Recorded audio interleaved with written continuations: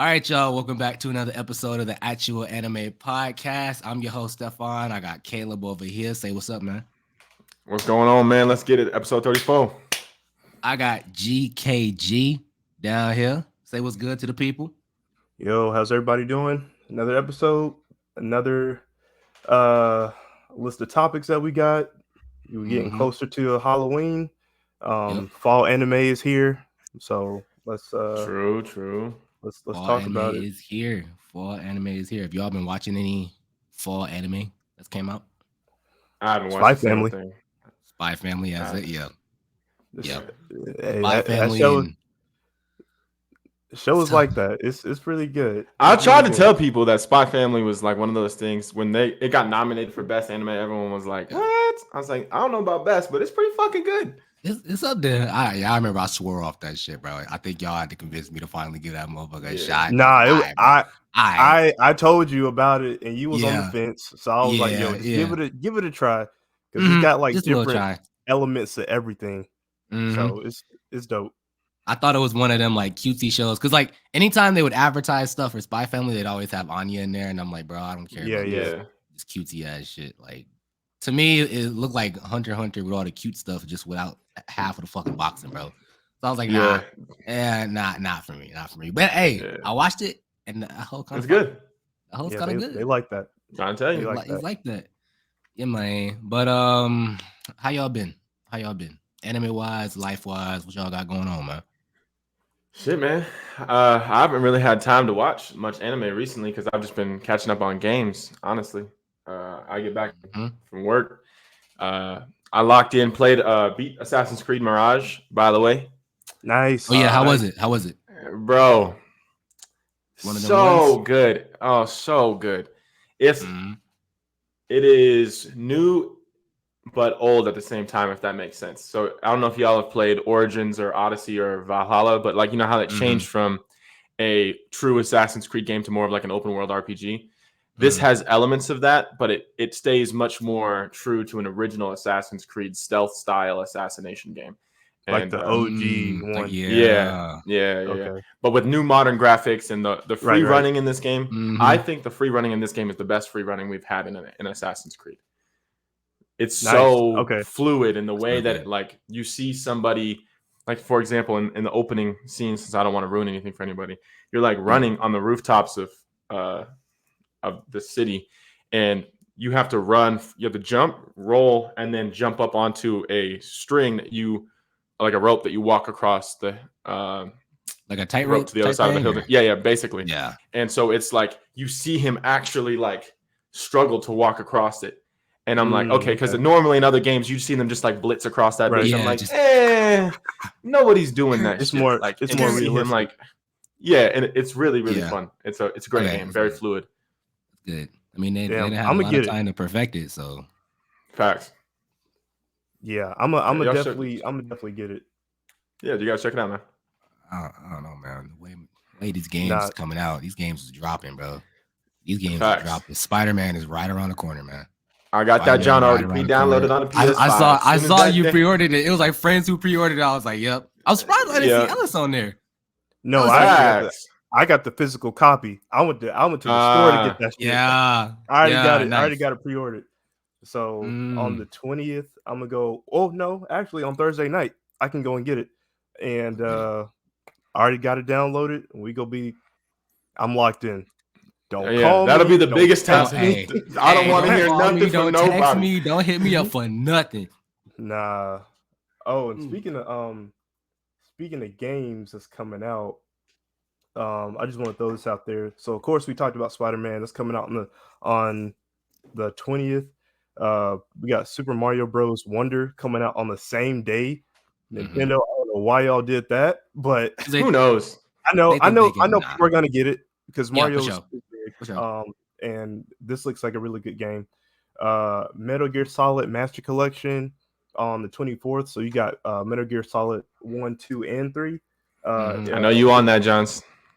So I don't know if I'm gonna get it, but I'm gonna save up probably till early next year because Metal Gear Solid 3, the remake, coming out next year. So I'm gonna just wait. I'm gonna just hold off on that. I think the Master Collection is for the people who strictly haven't played any of these games. So and they're just resetting it. Yeah. So that's good for them. And then the last probably the last couple of days, Alan Wake 2 releases on October 27th. I'm definitely gonna get that because Alan Wake, I love that game, and the gameplay trailer for Alan Wake 2 looks amazing. So I know y'all don't like scary games, but I'll fill y'all in on how it is. Appreciate it. Okay, yeah. I mean, hey, I could get with scary games now. Friday the 13th just passed, man. I could get with some scary stuff. I'll do it. I can do it. Cool. Yeah, I just beat Cyberpunk ending, the DLC. It was tragic. I don't know why the endings on Cyberpunk are so sad, but hey, that game amazing. Amazing, the DLC bro. was amazing. The story, the Idris Elba, he can do no wrong at this point. Fact. What else have I been watching? I finished Baki. Yes, sir. Yep. Yeah. How you like it? Overall thoughts. How you like it? It was cool. I had no gripes. I can finally say that I'm finished with that anime now, so I can start going on to other ones. Right now, I just finished. Damn, what was that show? The Boys spinoff, Gen V. Oh, yeah. Yo, yeah. If y'all haven't seen it, go watch that shit. Get on it. It's like I told y'all in the group chat. It's like a sky high, but like for mature rating. What show? Like it's dope. It's dope. That's crazy. Did you see the Omni-Man in Mortal Kombat trailer? Yeah. Kinda when nice. He grabbed their face and slammed it through a train, bro. Kinda nice. But I'm gonna keep it. I'm gonna keep it all the way 100 though. He's moving a lot slower than I thought he would. But I guess with the slower movement, he gonna like be making hit like a truck. Oh no, he's gonna hit like bro. He's gonna hit, dude. He's hitting. Bro. I swear to you, he's hitting, bro. Speaking of Mortal Kombat, I don't know if y'all have seen like some of the players like I don't know if you guys watching it, the YouTubers who don't typically play Mortal Kombat that are trying to play Mortal Kombat now. Bro, Tim, I don't know, y'all obviously know who Tim the Tatman is, right? Yep. Oh, don't tell me he just shattered a control, bro. Shattered a controller, bro. Just sitting there, just like, fuck this. Hey, he was watching Jeff and Raiden, man.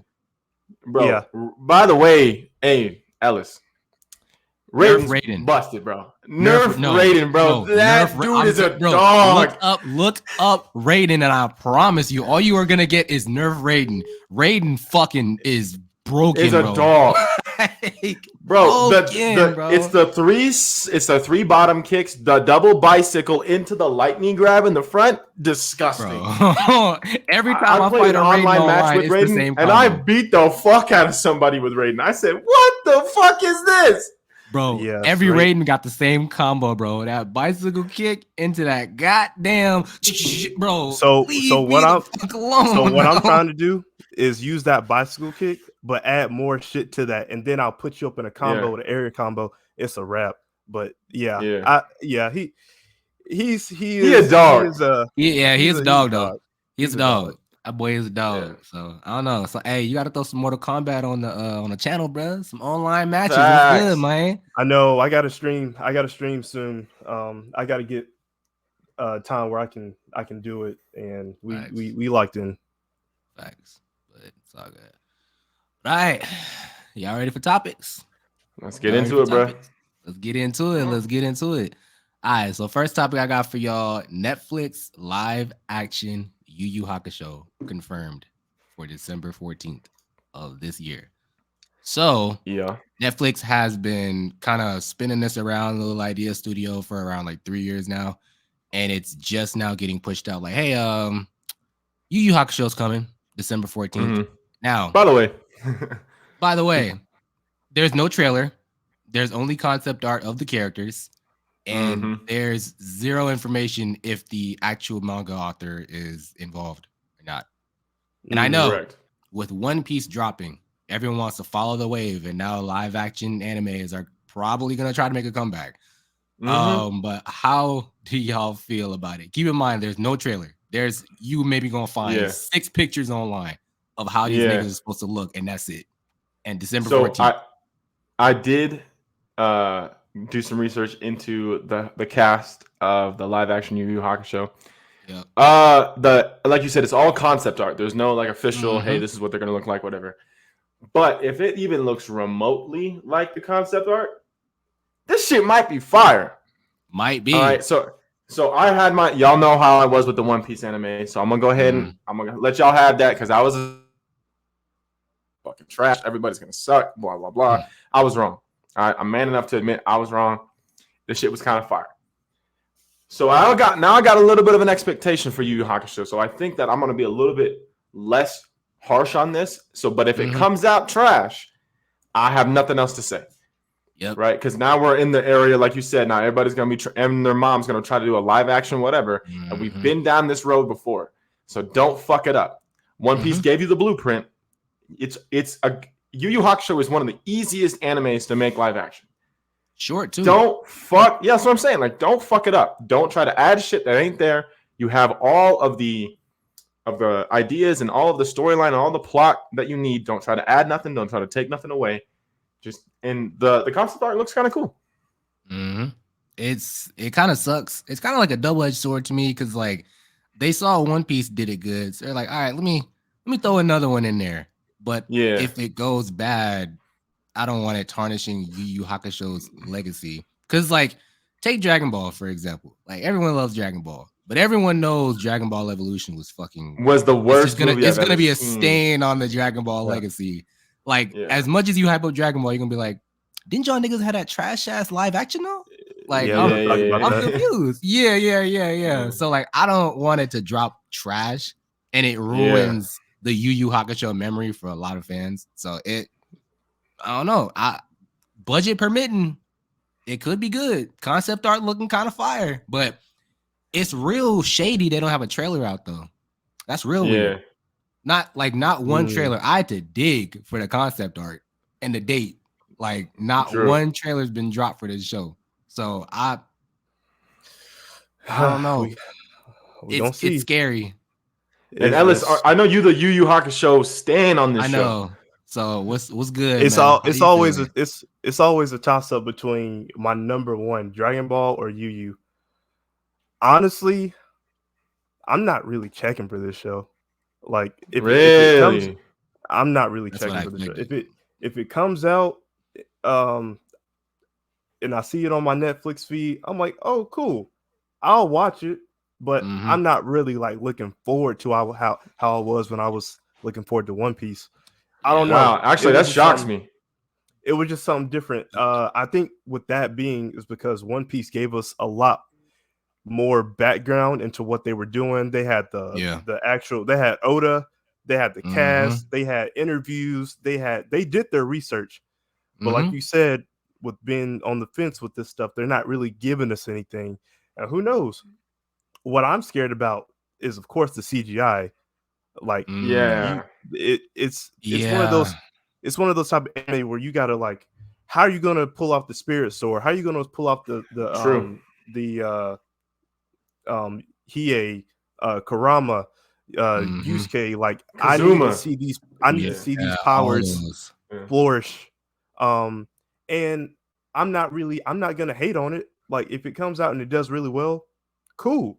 But all I'm saying is it's not on my priority list. So I'm not gonna lie, I'm a little surprised. When I first saw this, I was like, oh, this is Ellis's area, bro. Like, you use his show, you know. Yeah. Like I was thinking the same thing. I'm like, the CGI is gonna have to be really good because like Kazuma's powers, Kurama's powers, like, how are you gonna like Yusuke is like an iconic character. Like, you can't fuck this up. You can't fuck this up. Yep. And to me, if it was me and I was Netflix, I would have done lower tier animes first so that you can master what you need to before you hit the big ones, right? So like, you swung and you hit with One Piece, but you're going for things that like only true hardcore anime fans know. Like these new modern kids, like when they're watching all their animes, all their Demon Slayers and shit, like they didn't watch Yu Yu Hakusho. They didn't grow up with Cowboy Bebop. They didn't watch the original Dragon Ball. So these live action ones they're trying to push right now, I'm like, okay, you're going for big titles. So you're looking at millennials that are going to be watching this primarily. And we have a certain level of expectation when it comes to these shows because they are iconic heavy hitters. So don't come out here with some bullshit. Because we'll call you out on it. You know what I'm saying? So I wish they kind of would have been a little bit more safe on that aspect, but hopefully it works out. Yeah, they're probably for another One Piece. Yeah, I'm not wishing nothing bad on these shows. I want y'all to succeed and do good. Like all I'm saying is, if it comes on Netflix one day and I'm not watching nothing, cool. Yep. But I'm not like, on my calendar. Yu Yu Hakusho's dropping. Yu Yu Hakusho is coming out, dropping. Yeah. This man out here, right? Yeah, like, I'm good on that. Yeah, it's crazy because I kind of expected Ellis to like honestly not give a shit about this. So I'm pretty sure. Really, I was completely opposite. You can't find anything about it. Like I had to dig. I didn't even know it was a thing until I did like topics and I looked it up. Like y'all said, I am a diehard Yu Yu Hakusho fan ever since Toonami came on. Like that's been like the toss up between DBZ and that show. Yeah. So if they leave it to where it's at anime wise, cool. That's all I need. I don't want y'all to push it out any more than it has to be. Yeah, like please don't. We are good. We're good. Don't.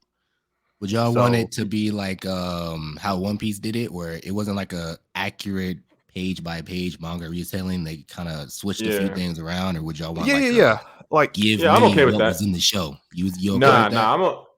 I'm okay with like a little bit. You can have some creativity a little bit, but as long as it doesn't like stray super far away, right? So if we start doing shit that I've never seen before, and I'm like, okay, where was your even inspiration for this? That's when I'm gonna be a little upset. But like, and that's like One Piece and stuff. Like it was fine. They strayed a little bit away, but it wasn't that big of a deal. And that's where Cowboy Bebop messed up, like bad. They strayed away too far from the main story, and they were trying to do a whole bunch of extra shit, and it wasn't. They kind of wrote themselves into a hole. Like, we doing this extra shit now. I don't know where to take the extra shit to get it back on course. So that's exactly what they did with Dragon Ball Evolution. Other than the fact that it was literally one of the worst animated. Like the CGI in that was literally terrible. I promise you, the storyline didn't make any sense.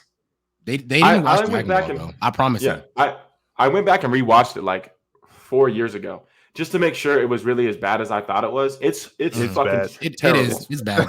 It's very bad. Well, I swear to God, they did not watch that show. They didn't. No one has ever. Nobody was even involved. No one's even cracked open a manga. No one had ever watched a single episode. They were like, Goku, cool, fuck it. Goku on Wikipedia, and that's what they ran with. That's it. And they got dude from that one show. Damn, I forgot what that one show is about. That crazy ass family. He's Goku. I forgot. Oh yeah. I know who you're talking about though. Yeah. And then Piccolo in that, I was like, bro, what? Like it was all bad, bro. Yo, that was we don't talk about that was a rough look. Oh god, it was bad. Got PTSD from that shit. So as long as they don't do shit like that, I was like, damn, don't do nothing like that. It's like you got One Piece, they did it right, and just don't do anything Dragon Ball Evolution did, and you're at least kind of okay. Yeah. Stay far away from Dragon Ball Evolution. Stay far away from the live action Avatar. Stay far away from anything you did with Cowboy Bebop. Stay all the way over there, and then go towards the direction of One Piece. That's the only live action anime I've seen that actually is decent. Yep. Yeah. You should have one screen where what you're designing, and then just one screen with One Piece on it. Yeah. Let's see what they did. Play it real quick, brother. Just like, pull it up. Just be like, wait, you did this? Cool. But I really do hope they pull the I forgot his name, but the author who created Yu Yu Hakusho, and I hope he has some hands in Togashi. I forget his name. I have to look it up. With names, honestly. But yeah, I hope that they pull from source material from the actual people who created this show. Yep. And not to wing it. Togashi, yeah. Okay. Yeah. Yeah. But best of luck to them, though. Best of luck to them. Shout out to Netflix, man. Shout out to Netflix. All right. Next topic I got, since we was on gaming a little earlier. Jujutsu Kaisen. Finally getting a game. Jujutsu Kaisen Crush Clash Games trailer, February 2. So, y'all saw the trailer, right? Yeah, I did. What's y'all's initial thoughts and expectations of how the game is gonna go? Because I got a little bit of notes, but let me get y'all's expectations out first, just off the trailer. Yeah, let me see. I had a little bit of notes on here. From what I remember, I saw there was only like 8 or 10 playable characters so far on the roster. Yeah. I'm not gonna lie. To me, like it's not gonna be a good game. That's just my impersonation. Like that was my first impression. Like it's gonna be like another one of those just random cash grab anime fighting games. They're gonna take the same structure they took from all the other ones, from Naruto, Ninja Storm 4, from all of the Demon Slayer. Like even when I remember when we were talking about the Demon Slayer game dropping, and we were like, oh well, hopefully it's gonna be all right. It's not. It's below mid, right? Like there's just that's what I think this game is gonna be. It's just below mid. It's not even a mid tier game. Like I think like it's a waste of my money. Games or a whole bunch of it's just a waste of my money. Same fucking format, dude. Yeah. So and I'm not pre-ordering it. I'm not waiting for it. I don't even care when it drops, to be honest with you. If I'm gonna read some reviews, see some gameplay when it actually drops, if it's good, I'll get it when it's on sale. Yep. Yeah. Does it raise any red flags that they wanted no cameras at Comic-Con when they showed the demo? They want nobody seeing this game. Yeah. I think it's probably because they know where it's at in development. And I think that it would show like, oh, this is not nearly what we thought it was going to be. And a lot of people are going to be really disappointed. So that's why they don't want it. I think they're going to try to keep it under wraps. And, what was it? What was the fighting game that we were all looking forward to? This was before we even started the podcast. This was like 4 or 5 years ago. Oh, man. And we were like super hyped about it. And then it came out and it was like unplayable.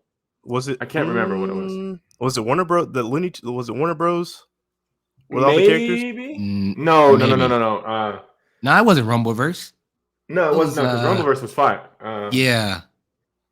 Fuck, I forget. But it was one of those games where it was like supposed to be halfway decent. I'll look it up. Because it's in my notes somewhere. Yeah, it was dog shit. Yeah. But like, my initial thoughts on it is that it just kind of reminds me of every other anime fighting game. A little different. It's not like the whole arena battle scheme. It's not like Naruto Storm combat wise. It's not like Naruto Storm. It reminded me of like Tenkaichi Tag Team, or maybe like the new My Hero game that dropped, My Hero Ultra Rumble, the Battle Royale My Hero game they got. Combat wise, that's what it looked like to me. I'm glad it's not like an arena fighter like the Demon Slayer games or like the Naruto Storm games. But I mean, like you can customize your character. They've got an online mode. Every character, I guess, has their own specific perk. Like Yuji, obviously, he's like a rushdown fighter. So he's going to have a passive buff, passive perk that makes him have more mobility speed, have him be able to have increased damage. Gojo is obviously more of like a ranged character. So, I mean, Gojo, honestly, I looked at Gojo's buff and might need to nerf that boy. He has a buff that literally gives him like super armor, invincibility. Like nothing can hurt him for like 20 seconds. Oh, that's what it was. I can't believe I forgot what it was. Yeah. It was Jump literally Force no one can hurt him for like yeah. Remember when Jump Force first dropped? Like it ended up being a good game later, but like when Jump Force first dropped, we were like, bro, what the fuck is this? I was like tripping, bro. I was like, bro, I know we all played it. Like what? Yeah. But no, it's just few things about it that I'm like, okay, that's an interesting idea. I do like the fact that it's not like a typical arena fighter, because that's the one thing I was like, bro, if it's another arena fighter, I swear to God, I'm not even checking for that shit. And it's kind of not so cool, but I think I'm probably not gonna check for it. Cool concept, but just a whole bunch of red flags. Like they don't want to show the demo. There's like barely trailers out for it. There's one trailer out for it. And it's dropping in like a few months. So I don't want this game to be seen, man. Like they were kicking out content creators like, hey, get that camera down, bro. This is gonna be a tag team fighting game. It's gonna be like a 2-on-2. It's definitely a tag team fighting game for sure. Okay. Environmental damage is in there, so if you want to smash the high school, you can smash that bitch up. But ain't nothing really crazy. I think it's a 360 fighter, isn't it? Yeah. Oh, that's one thing I did hear is that the environments are actually pretty huge. Like when I say it's not an arena fighter at all, it's like the environments are actually kind of wild. Like, yeah. Okay. So it's like Tenkaichi in a way. It is Tenkaichi. Kind of. Yeah. To 100%. Me, it's like pretty much. Yeah. It gives you like the 360, the fluidity of the combat. It reminds me almost like a Soul Calibur, but with like definitely with like Ninja Storm 4 graphics styling. Yeah. Like their animation or whatever. The animations and like the character models are definitely from the Storm games, like 100%. Yeah. Like you could line them up side by side and be like, yep. And it's almost the same. Yeah. And it's almost the same. Yep. So I know this one they're doing like unlike other ones, they're doing like ultimate editions and shit. So like you can do Yeah. There's like a collector's edition, there's a digital ultimate, digital deluxe, also good. Okay. I don't know what they give you. I'd have to look it up, but I don't know. Like y'all said, these type of games are getting kind of played out now. Like they need to. Yeah. Is it from Bandai Namco? Are these people making it? It is. Yeah, it's Bandai. Okay, I'm pretty sure. Yeah, they really need to. I don't know what they need to do, but they need to change it up the play style. Like if we can get another anime and play it off of Dragon Ball Fighters, that shit would be lit. Yep. I want something like that. I'm getting tired of these 3D Fighters is arena. I'm getting tired of like these type of games. It's getting played out now. So we need to, if y'all want to stick around, y'all need to change up and adapt because this is getting old now. Well, and I like Jujutsu Kaisen. At the end of the day, people are gonna buy it because it's like their favorite anime and they get to play their favorite anime. So as much as we're like, they need to switch it up. If the money's coming in, they is not switching it up. Bro. Oh, of course. They is not switching it up. If it ain't broke, do not fix it. So but my final thoughts on this is like Bandai Namco has like such an umbrella of what they do for video games, right? So it's not just this genre. And right now, it's funny that this drops February 2nd or something like that. February 2nd. Yep. February 5th is when Elden Ring's Shadow of the Erdtree DLC drops. Which is also being overshadowed. It's also it's going to be by Bandai Namco too. Yep. So that's probably where all their where do you think all the money's going? That's what I'm saying. Like it's just going to be a copy paste. Let's make a slight amount of profit on this game to help pay for the DLC that we just made for all this shit for Elden Ring. I think it's going to be. Yeah, they're not struggling at all, as y'all can. Oh no, Like these anime games are just like the throwaways. Like, like this, people are gonna get them, but me personally, and that's where the fans come in. Like, if y'all want to see good anime games, we need to let them know as consumers, like, yo, like, I don't want to play this no more. We gotta change it up. Like, Elden Ring is always gonna be there. We got Monster Hunter. I think about Bandai Namco's. We got Tekken. That's always gonna be Tekken, there. Those are the big ones. Staples. Those are right staples. There. But if y'all want to keep pushing out these anime games, it's we getting the same cliche type. But that's just my thing. I don't know. The other people might be different. Yeah, I'm just tired of it. I'm tired of the arena battles. I'm tired of all that. They got a new Naruto fighting game. I think Naruto it's like Boruto, isn't it? Naruto and Boruto Connections or some shit like that, bro. It's just another regular another regular Storm game. It's just it's like DLC pretty much, bro, for PS5. Pretty much. It's Ultimate Ninja Storm Connections, Naruto X Boruto. Yep. Yeah.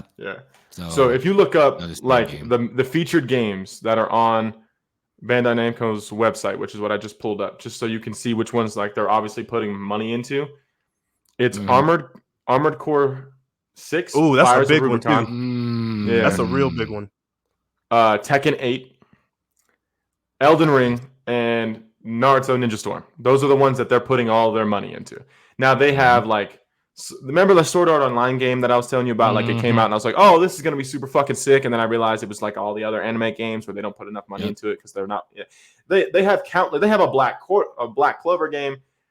I mean, if it's not a Soulsborne or if it's not like one that's underneath their main series of games, they don't give a damn. All of those are just there to fund the major projects. So if it's not a major project, it's gonna be pretty shit. True. From a business standpoint, I completely get it. 100%. But from like a gamer perspective, I fucking hate it. Y'all, yeah, we need to change it up. Bullshit ass fucking practices, bro. God damn. But it's okay. They ain't gonna change it no time soon. But that's all y'all's thoughts on JJK. Yeah, I ain't checking for it. I ain't checking for it. If it drops, it drops. Sure, I ain't checking for it. Yeah. The only reason I would ever buy it is because if we're gonna do a topic on it, like after the game drops to see if it's good, I'll buy it and then I'm gonna return it and get my money back after I play it. For sure. Yeah. For sure.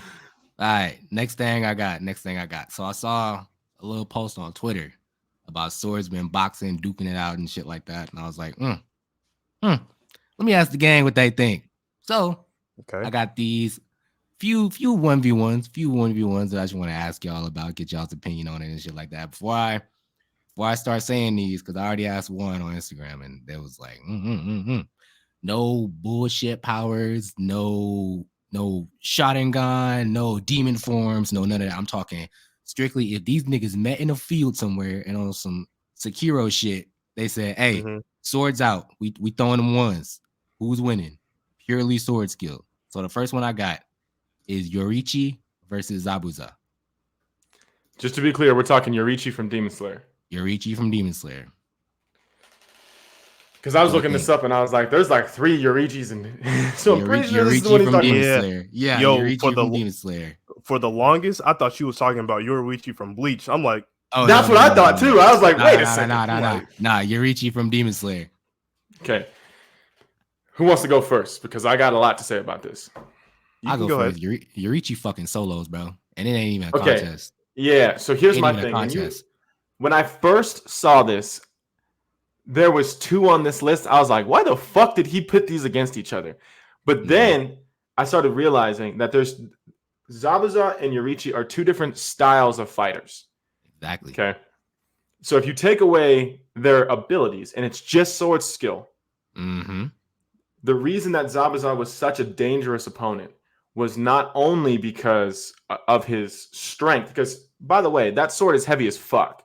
Right.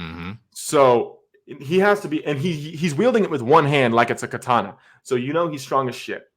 Yep. However, the speed that Yoriichi fights with is unlike anything Zabuza's ever seen. Insane. So the only way that I can see Zabuza winning this fight is depending on how strong he really is. So I looked up, I was Googling, I actually did this was one of the ones I put a lot of research into because y'all know I'm a Naruto stan and Zabuza's my dude, right?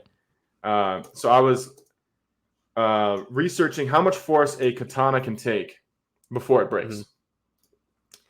And if you look it up, it's most of them were made out of carbon steel, which is a very strong and durable material, blah, blah, blah. Additionally, it was forged and tempered using a traditional Japanese method. So they're pretty fucking durable. Okay. That's why they were so strong. However, whenever Japan was invaded, the one sword that would break katanas was the English longsword. Okay. And the reason it was because it's so heavy compared to the other swords that were being used that it would actually, if you hit it on the edge, if you didn't hit it blade to blade, if you hit it edge to edge, the weight of the iron would snap the katana. So the only way I see Zabuza winning this fight is if he swings his sword hard enough to shatter Yoriichi's katana, and then the fight's over. But just based off of speed and sword skill, because I'm pretty sure that Yoriichi would know that's going into it, right? Because he sees somebody 100%. With a strong sword. He sees how big Zabuza is. He's going to think he's going to swing hard. I think Yoriichi's going to actually clear pretty easy because he's just been doing it longer. Now, if we're talking, could Zabuza win? Sure. Of course he could. There's a potential for all of these 1v1s technically for one or the other person to win. Yeah. So, well, but me personally, there's one of them. No, there's one of them. There's definitely one of them. That's a solo clear for sure. There's one of them. I know. Yeah. But Twitter ain't perfect, but Twitter gives us some things. So but like there is definitely one that's for sure sweet. But as far as this one goes, Yoriichi. He just has more experience for one. Like even when he first touched a sword, that dude knocked out a sword expert in like 4 hits. Yeah. In like the blink of an eye. Just touched a sword, bro. Like, yeah, his speed is insane. Yurichi's speed and his skill with the sword is insane. So I gotta go with Yurichi, man. no, Sorry, Zabuza, but I got to. Yeah, like I agree with everything y'all said. Like, there's no touching him at all. Like his speed, and I don't want to just point it directly on his speed, but his speed is kind of edging him. Because that's kind of the thing, man. Yeah, like there's nothing you can do with that. If you quick, yeah, he has a big ass sword, but what you gonna do if you can't touch him? Like exactly. So yeah, I'm gonna have to give it to him. Yurichi. Yurichi wins the first one. It said like the amount of force that it would take to break a katana with a normal English sword would be that of almost 1.25 men. So you would have to be, and we're talking about the average man, right? Zabuza is not an average guy. Yep. And that's not an average sword. He's big, bro. So like you could imagine a guy the size of me, because I'm 6'5", swinging a massive sword like that with one fucking hand. So you got to know he's strong, but he's got to be slow, right? Mm-hmm. So I think the speed here is what kills. Speed kills, bro. Yep. Speed kills. Speed kills. Yurichi wins. Next one I got is, and this one might be one of them ones that's really, bro. Zoro from One Piece versus Asta from Black Clover. This is the one I was telling you about. That this is actually an embarrassing matchup. Yep. Zoro doesn't just win. Zoro fucking cooks. Embarrasses Asta. Embarrasses Asta. And you know what's crazy? I was really rooting for Asta, bro. Like, I was looking up Asta fights. Like, okay, I'm not all the way caught up on Black Clover, but let me see what dude is doing like currently as of right now. So I was watching some stuff.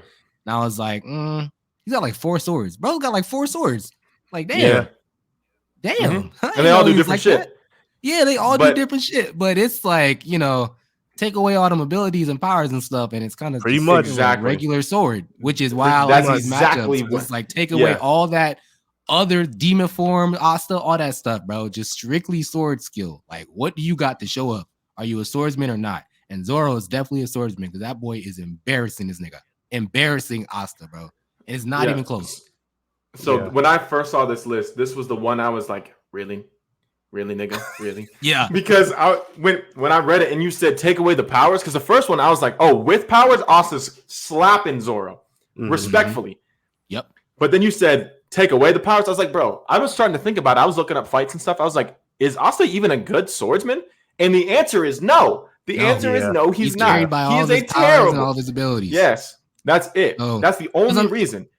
Even if you think about it, like Zoro has so much training to be a sword. He's been training since he was a kid. Asta got his sword later on, and he just been swinging that bitch. I don't think he's got any. Yeah, he just swings. That's longer than like he just swings that bitch. I thought he got maybe a few months of actual sword training, maybe, but like not a lifetime like Zoro's got. That boy just be swinging that thing, and hoping for the best. So no. Now, and again, it goes back to slow swords. Like Zoro's using katanas. He's gonna fuck him up. Yep. Yeah. 100%. Now, I will say, if Asta was being trained by Yami the way he should with that sword, comes down to training. Talk about it a little bit different. Closer, but without any like official training, I gotta get this one to Zoro, bro. Oh yeah, Zoro. This is the one I was like, this is a clear. There 100 times out of 100, I'm taking Zoro. Yep. I'm selling everything. I'm putting all my money on Zoro. I'm betting my crib on Zoro, bro. Like, it's a clear, everything, bro. It's a clear, bro. Yeah. So that's an easy one. That's an easy one. Zoro clears that. All right. Next one I got Dracula Mihawk from One Piece versus Sasuke. And this was an interesting one. Interesting. Yeah, this is very interesting. Mm-hmm. So normally, like I said, speed kills, right? Yep. So normally when I first saw this, I was like, well, Sasuke's way faster. And Sasuke's got katanas, right? So like it would have to be something super strong. But then I thought about it and I was like, but Mihawk is super fucking strong. Yep. And he's got a sword that I've seen cut through other fucking swords. and he's fought somebody who has katanas and moves fast too. All the time. He already beat Zoro, and Zoro had 3 of them motherfuckers. So what y'all think? Personally, I'm taking Mihawk. I'm taking Mihawk because you got to take away, if you're taking away the Sharingan, you're taking away his Rinnegan, which allows him to teleport in places and shit. He's only got, well, you're talking about adult Sasuke, right? So, like, he only got 1 arm. I'm sorry, bro. Mihawk's kicking his ass. I don't think people realize how strong Mihawk is. No. Oh, yeah. We don't know how strong Mihawk is. This dude trained Zoro to be who he is. Like, and as I'm saying this, you already know I choose Mihawk, but for sure, people don't realize how, and his sword is huge, and the way he handles it is like a freaking katana. That's what I'm saying. That boy cleared an entire fleet by just moving his sword, bro. It didn't even the motherfucker moved it and cleared an entire fleet of. Oh my god, that boy Mihawk, man. That boy Mihawk is insane.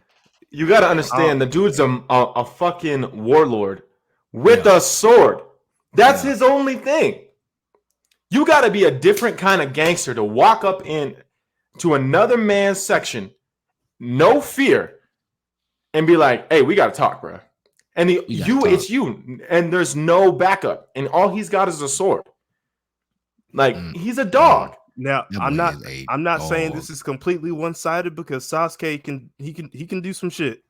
Of course. Okay, so look, y'all know how I feel about Sasuke, but I actually did look up some Sasuke sword play, and the nigga's nice with a sword. That's the one compliment. He is, and it's not the first time he's fought somebody with a heavier weapon. Like, I don't know if you saw in Boruto when he was fighting, was it Momoshiki or something like that? One of them, Otsutsuki's or whatever. That dude had a battle axe, so it's not like he can't, you know what I'm saying, get with it. Yeah. But Mihawk this is what he does. Yeah, right. And he's fought somebody who's just as quick. That boy dedicated his life. Okay, so would you say he edges it out because of just experience? Experience, 100%. Okay. And because Sasuke, like I said, is not a swordsman. He is a ninja that happens to use a sword. Right. And he's good with it, but he's not a swordsman, right? So, like, if he loses his sword, he's still, I mean, it doesn't matter. He's still a ninja, yeah. Like, he's still boxing. Yeah, he's got his hands. Yeah, and he's got, like, shurikens, and he's got kunai and all this shit. He can use a bunch of different stuff. Whereas Mihawk, like, that is what he does. He is a swordsman through and through. That's it. That's who he is. That's what he does. He fights swordsmen all the time, and he has experience that Sasuke just doesn't have. I'm not saying he's about to go in there and just clear the fucking, you know, it's not going to be a one-sided match where Mihawk's just like, all right, fuck you, and it's over. But it's not going to be particularly close, in my opinion. Yep. Yo, you know what I just thought of? I should have put that shit down too, but you should have added in Killer B. Ooh, you know, I was thinking about Killer B versus Meliodas. Let's do it. Fuck it. Add it after Mugen versus Guts. Killer B versus Meliodas on the game. Whoa. This next one was the hardest one for me. I'm not gonna lie to you. Really? Oh, which one's this one? Trunks versus Ichigo. Oh, I already know. I already got my answer. Yeah. I know. Go ahead, Ellis. Hey, I'm sorry for all y'all Trunks fans out there. Yep. Hey, I got to give it to Ichigo on this one. I'm sorry. Yep. Ichigo.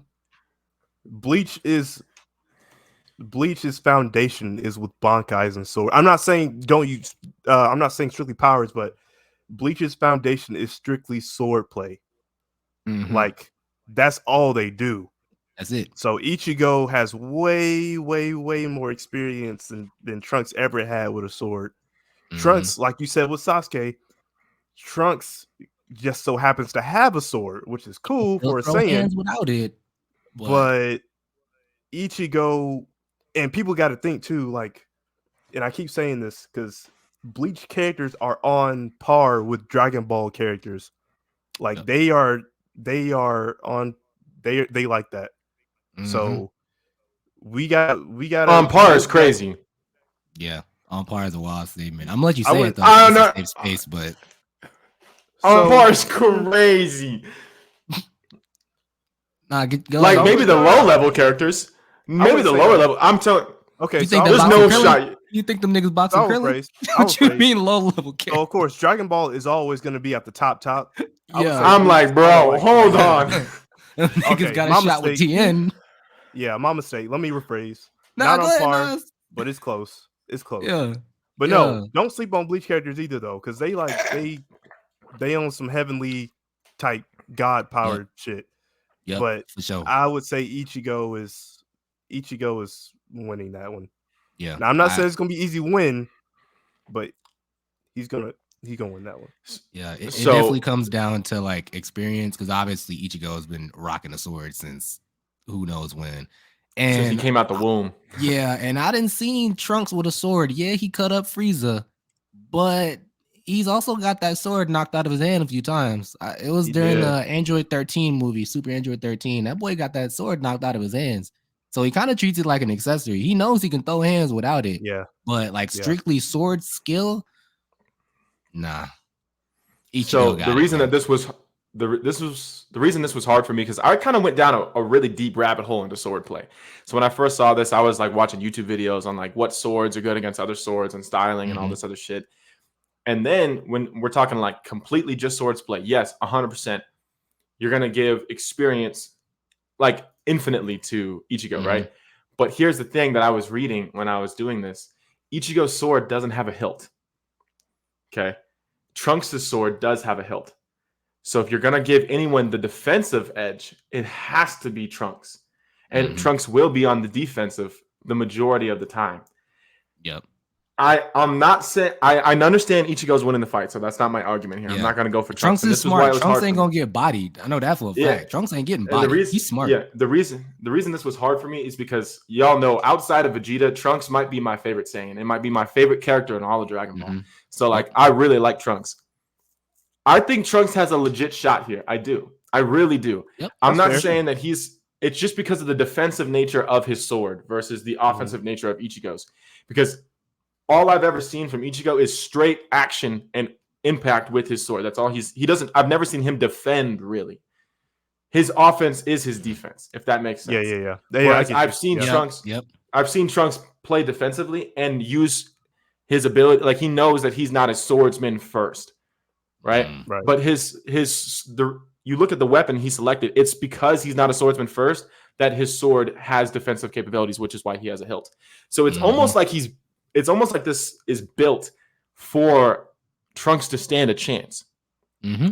So out of 100 matches, I'm going to give 80 to 85 of them to Ichigo, but I still think there's a world where Trunks can win this. I really do. Oh, for sure. Because I mean, if that's the case, then it's basically like a hard offense versus a nice balance of offense and defense. At the end of the day, with the hilt argument, that was actually pretty good. Hilt, pretty good. Yeah, I'm telling you, man. I went on this like I went way down. I know I probably went way down. I'm listening to you talk, and I'm like, yeah, bro. He most definitely was doing a rabbit hole research mission. Yeah, I was, bro. I was. Yeah, because I was like, I watched this big. It was almost like a 45-minute YouTube video. I'll send you guys a clip where it was like, basically each sword style that other like cultures would use and why they had an advantage over other cultures.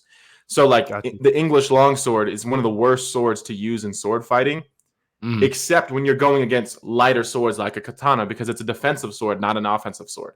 Whereas the katana is an offensive sword, not a defensive sword, right? But in this particular case, Trunks' sword is also not an English longsword. It's actually just an English straight sword style, which is why it has the hilt. Whereas Ichigo's is more of like a butchering katana is the only way I could describe it, because it's a lot larger than a normal katana and it's also a lot wider than a normal katana. So it's meant for like a hack and slash. So that's where I got confused at, because Ichigo. Now, are you talking about in the beginning where he had that big ass sword? Or are you talking about now where he got the straight? No, I was talking about his. Yeah, I'm talking about the big ass one he originally had. Okay. Yeah. Because now I think he's got like, doesn't he have like a pretty slender katana looking thing? Yeah. But I'm talking about the big ass one that Ichigo's known for. I got you. Okay. Yeah. And you also got to remember the people who train these characters. So Trunk, like I don't want to keep saying experience, but Trunk really didn't I mean, he had Tapion, but Tapion gave him the sword. He gave him the didn't sword. show him. Like, He didn't show him how to swing that. Ichigo was trained by Urahara, the Bucket Hat Man, Yoruichi, I forgot his Bankai's name, but he was trained by several people. So he got some names under his belt as far as trainers go. So yeah, I'm gonna have to. I was going off of his what is it? Is it called his Zangetsu? Is that the name of the original sword? Yep. Got you. So that's what the sword I was going off of originally, and so like that is much more of like almost like a butcher knife. Rather than a sword, it's just a really long butcher knife, and it's much more of a hack and slash offensive styling sword rather than like a quick. And so that's why I'm like, Trunks might be able to, you know what I'm saying, last a little bit more than we think he is. Yeah. Of course. He ain't gonna get hold. Like, he got a shot. He definitely got a chance. If Ichigo gets caught slipping, which he definitely can. He definitely can. So that was my argument before that. I probably, like I said, went way too much into I love it. No, you good. I love it. The rabbit hole for it. But I love it. All right. So we got Ichigo clearing that one. All right, this next one. Afro Samurai versus Kirito. Now this one was very difficult. All right. Honestly, this might be one of like the hardest ones on this list. I'm gonna be real with you. Man, I'm not gonna lie to you. I have to almost completely disagree with you. Really? Okay. Really? Almost, yeah. And here's my thing. Don't get me wrong, bro. Like, this hurt my heart, bro, because y'all know that Afro Samurai is my dude, bro. I love that guy. Yeah. That's like something I grew up on, and it's like it's hard to not. But it's hard to look at like true swordsmen in anime and not put Kirito at like one of the best swordsmen that we've ever seen. He's beat the perfect defense. He's beat the perfect offense, and he's dual wields. And again, we're talking about a samurai with a katana versus a guy who has two different styling of swords. And so when you said like no powers, I'm thinking like, yeah, but he never had any powers to begin with. Neither of them had any powers really to begin with, other than just hands. So if you look at like Kirito's styling of how he fights. Bro, I really don't know how you don't pick him. He's got a sword-breaking sword in one hand, and he's got like an unbreakable sword in the other hand. He's got a perfect defensive and a perfect offensive combination. That's why it works. That's why it's built. The black sword he has breaks other swords, and the green sword he has is a perfect like balance of offense and defense with the hilt. It's almost impossible to not pick him, in my opinion. Because he already moves so fast. You can see that he has this perfect idea of offense and defense, because you saw him beat the impregnable defense of the guy in the main series of SAO Season 1. And you've seen him get blitzed solo by some of the most impressive offensive characters in that series as well. So it's not like he doesn't have experience with both. And he breaks swords all the time. So I'm like, I don't really know how Afro Samurai wins. I don't see how he wins this fight. I get what you're saying. Yeah. And I love my black brother, but I agree, but like points for being a black brother, man. I gotta give it to Kirito too, because I will say with Afro, for all the people who have seen the show, his best friend Gino, he dual wields too, so he kind of knows like what he up against. But like Kirito has done so many other feats. I don't think that's gonna. And there's no debuff is what's crazy to me, because like when all the other characters, when we're taking away their powers, I'm like, okay, that significantly makes them weaker. Right. Kirito's never had any, so it's not. He's just learning. He's just doing what he always does. He's just doing what he always does. He's nice with it. And so that's what I'm saying. Like, it was hard for me because Afro Samurai, bro. Like, come on, man. We all got a connection to Afro Samurai. I'm telling you, I rewatched Afro Samurai like a cool 2-3 times, bro. That dude is so clean with the fucking sword, bro. That dude is so nice with the sword, bro. But I really don't see how you beat Kirito in this fight. I just don't. Unless you guys can explain something to me that makes me like like from a different perspective. I just don't see how. No, because Kirito has been through a lot more. Battles, a lot more obstacles and battles, and a lot more stuff Kirito's been through, and it could be the fact that like Afro Samurai is like a shorter show, and Sword Art Online had a whole lot more room for growth, a whole lot more seasons, so we see more of Kirito. But yeah, you kind of got to give this to Kirito.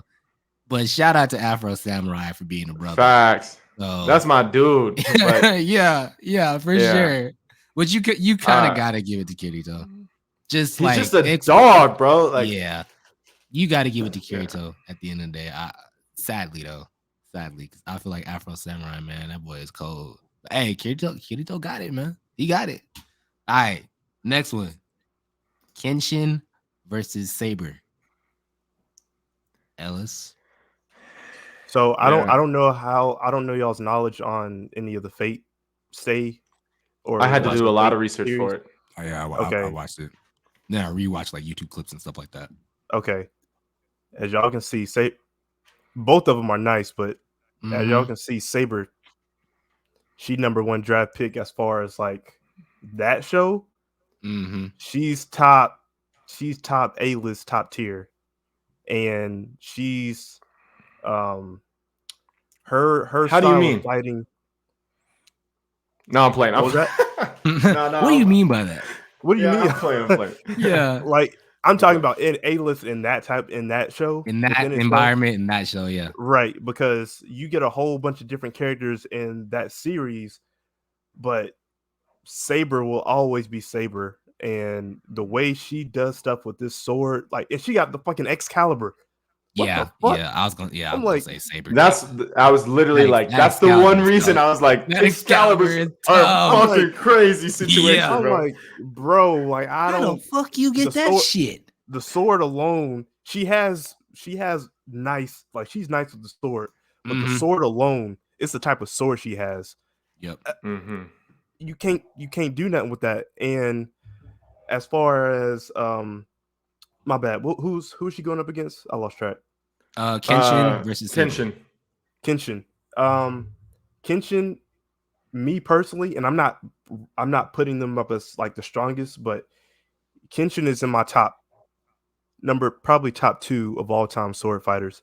And I'm not saying as far as strength again. I'm just saying that's my personal. I just like him because he's nice with the sword, and he was feared all across Japan at the time because he was a dog back in his heyday, but then he switched to the good side and now he's friendly. But if anybody steps up to him, he can show you why he's that dude. Yep. But his sword is kind of like a backwards. It's not like a regular katana. His sword is like backwards. I'm trying to explain it, but it probably if you don't know what I mean. If you know, you know. Oh yeah. You know. So yeah, his sword is like the opposite of what a katana does. It's more of like a defense than anything. Yep. But I'm just saying, Saber kind of edges it out because she got the damn Excalibur, bro. Yeah, that's hacks. Yeah. Okay. Hacks. It's just a fire sword at the end of the day, man. So I don't know how much y'all know about, like, first of all, for any of y'all in the comments who haven't seen this fucking show, y'all need to go watch this show. Like, the Fate series is insane. So you need to go watch it. And the reason I like this series, I'm a huge King Arthur fan, right? I'm a huge that's just, I fucking love the entire story of the Pendragon series. So for those of you guys who don't know, she's a Pendragon. She uses Excalibur, but she ended up getting it from the Lady of the Lake later on because that's not the first sword that was in the stone. But the point being, if you know anything about Excalibur and the history of what Excalibur is, it's written in the sword when it was forged. You cannot lose in battle. You can't. It's not possible. You will not lose. You can tie, but you can't lose. But you won't lose. You can't lose. It's like the Elder Wand in Harry Potter. Like, you cannot lose. So when I first saw this, I was like, bro, she's clearing. Like, she's clearing. She's got Excalibur. It's over. The fight's over. She clears this whole fucking list because she can't fucking really think lose. about it. You really There's nobody on this list because she's got fucking Excalibur. It's over. It's over. It's done. the best you can hope for is the tie. That's it. Facts. Yeah. And honestly, most of these niggas not gonna want to tie, bro. So facts. They're gonna go to the death. So if you really about it, you're gonna get your ass beat. Excalibur can beat that ass, but you know what I'm saying? It is what it is. So that was enough for me to be like, all right, cool. Saber. It is what it is. Saber it is. Saber wins. All right. Next one, Mugen versus Guts. Who going? I'm gonna have to say Guts, man. That boy Guts is a fucking dog. that boy Guts is too much of a dog, bro. Bro, just pure power, bro. Come on, man. There is not a character. I don't know if you guys have read the manga of Guts, like the manga of Berserk. I mean, like in Guts' character. First of all, the way that they artistically draw this guy. Crazy dude is broad as fuck. Beautiful, just like he looks like he's a menace to society, and he is a menace to society. Like, bro, he is the dude. And normally, like I said, my argument is against the large sword in sword fighting, but the way he uses this sword, he's like it's a fucking dog.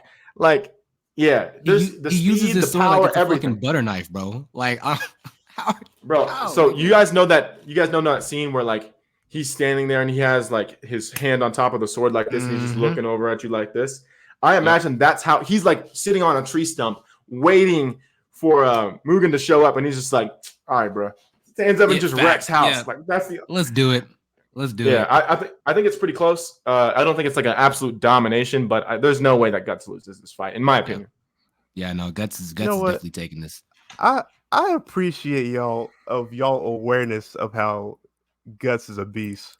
Yeah, bro. Guts is nasty. I'm glad y'all did y'all's research on this shit, because Guts, he's one of them. He's one of them characters. Just pure powerhouse, bro. I would say him edging out Mugen because of durability. And this dude. He's been through a lot of shit in the battlefield. Oh yeah, and he has way more experience than Mugen ever has. Now Mugen, I can say he's much faster, for sure. But that shit's gonna tire up real quick. Yep. And so, go on. When we were talking about the fight earlier with Yorichi and Zabuza, Guts can do what Zabuza couldn't do. Which is he can just play defense and has the experience against people who like Guts is a swordsman. That's what he does. He's a tank of a swordsman. And he does have the strength to break that katana that Mugen uses. He's going to shatter that shit. Like he's going to, you know what I'm saying? Just play defense until he gets tired, and he's just going to one quick and just shatter that bitch. And then it's over. Like, bro, I know you've been talking about Berserk for a while, bro. So like, when I was doing my research on this, I was like, bro, Ellis kind of has fire taste in anime, bro. Hold on. I'm just this dude's a dog. I'm telling you. Hey, everybody in the comments, look at all the episodes and look at all the shows that I recommended to y'all. Watch that shit. I'm telling y'all what I know. Like, I'm not telling y'all wrong. Bro, I was like, oh shit, this dude's a fucking dog. I'm telling y'all, and Gus's feats, it was in the manga and also in the anime. This dude went up against 100 men with the sword. Yeah, that's what I was reading. Yep. Yeah, 100 men, and he took them all out. And also, it's called Berserk for a reason. This dude can go into Berserk mode. He's like fucking Wolverine when he gets angry. Like there's no stopping this man. He's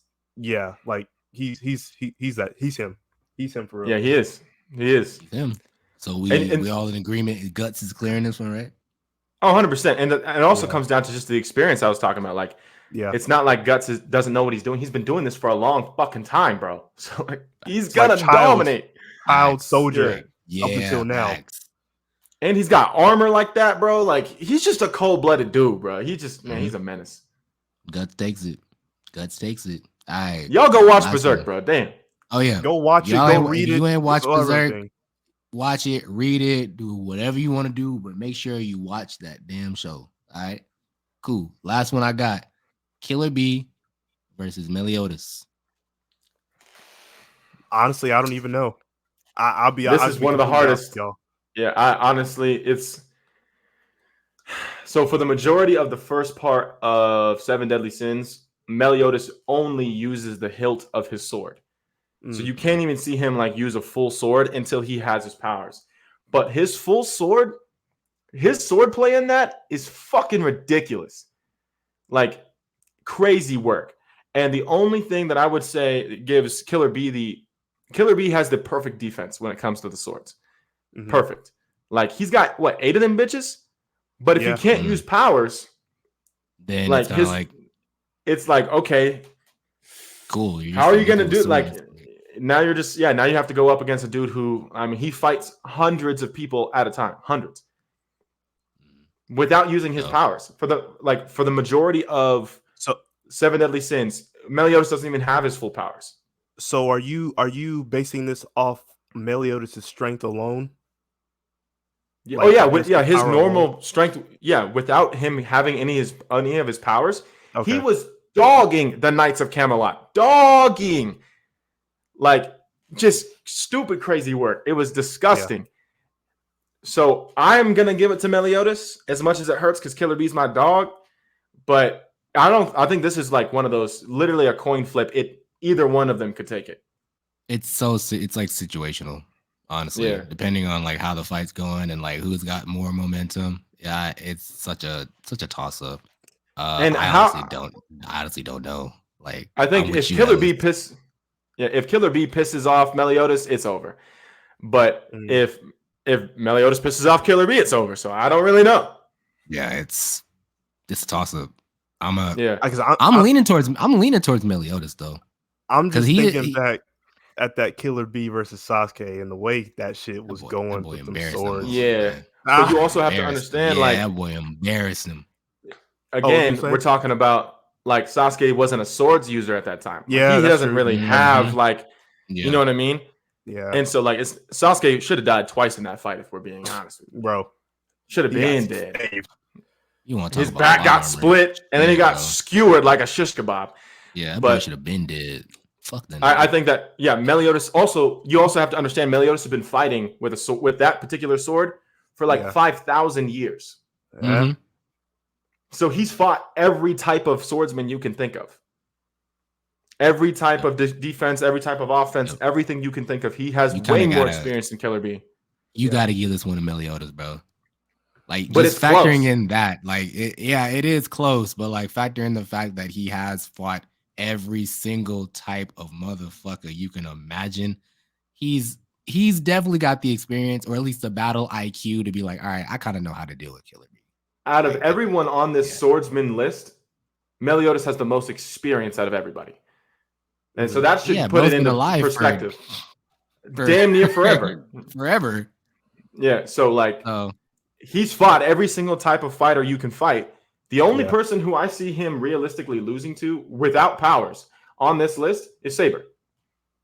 I think Saber clears this list no problem. Like, yeah. Just because Excalibur is just like, how do you lose? The only person that would even come close to fighting against her is King Arthur from Seven Deadly Sins, because he also has Excalibur. So it's like, Excalibur versus Excalibur. Yeah.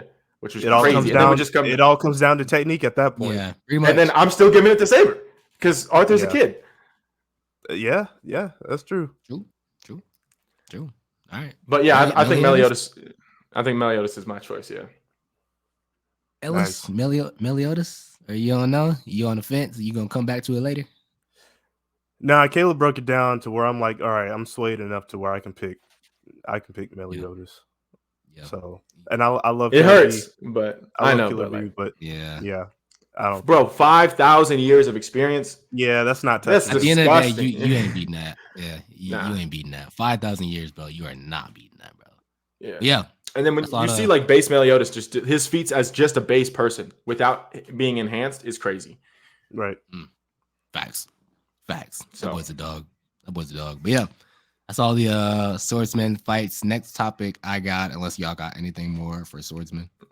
Nah, Saber's the first pick though. Honorable mention, and I'm not trying to go up against anybody else, but Akame from Akame got killed. She nice with it too. 100%. So let's not forget her. 100%. Bro, Asuna with that rapier from SAO. Yep. Don't sleep on it now. She a dog. 100%. Yeah. Damn. Yeah. Akame, that was a good pick. Oh, what's Shorty's name from is it wrong to pick up girls in a dungeon? I don't know if y'all have seen that show. First of all, I haven't seen it. I haven't seen it. I watched a little bit of it. Bro, oh my god, what's that Shorty's name? Hang on. It's gonna be on your mind if you don't look it up, huh? Yeah, it's gonna just bother me. Shout out to Urza too from Fairy Tail. Yeah. Oh yeah, facts. Totally forgot about that. Urza was a dog. Whoa. But anyway. By the way, this show's fire. Yeah. While you look that up, next topic I got is top 3 hardest video game bosses. It ain't got to be in video game history. It can be a personal list. Mine's is a personal list of hardest bosses that I've fought. But yeah, fuck these niggas, bro. Fuck every nigga on this list, bro. And it ain't even like real. I mean, they're known bosses, but just fuck every nigga on this list. I think we're gonna have very similar lists, B. I'd be surprised if we don't. Yeah, I don't know, bro. I done played a lot of different types of games, bro. And I done fought a lot of niggas, bro. But yeah, so top 3 hardest video game bosses. We're probably just gonna go how we usually do it. I'll say 1, Ellis says 1, Caleb says 1, round robin type shit. So my first one is, I don't know if y'all have played Undertale, but Sans from Undertale. If you take the genocide route, oh no, fucking insane, bro. Just look up. Ace is her name. Sorry, Ace Wellington. Ace Wellington. Oh yeah, I know who you're talking about. Dog.